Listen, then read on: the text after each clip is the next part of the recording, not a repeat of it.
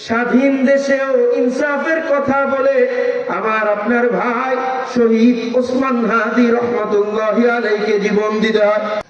স্বাধীনতার 50 বছর পার হয়ে যাওয়ার পরেও যদি এই দেশে ইনসাফের কথা বলতে, দুর্নীতি চাঁদাবাজের বিরুদ্ধে কথা বলতে গিয়ে যদি জীবন দিতে হয়, তাহলে চিন্তা করেন অবস্থাটা কি।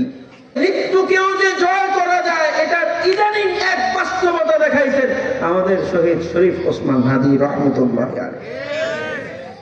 কি চমৎকার ভাবে অকপটে দিলের কথাগুলো বলে দিছে যে আমি আমার রবের সাথে সন্তুষ্ট চিত্তে রবের সাথে মোলাকাত করব। মৃত্যুকে ভয় পাইলে এমন কথা কেউ বলতে পারে না। মৃত্যুকে জয় করা যায়।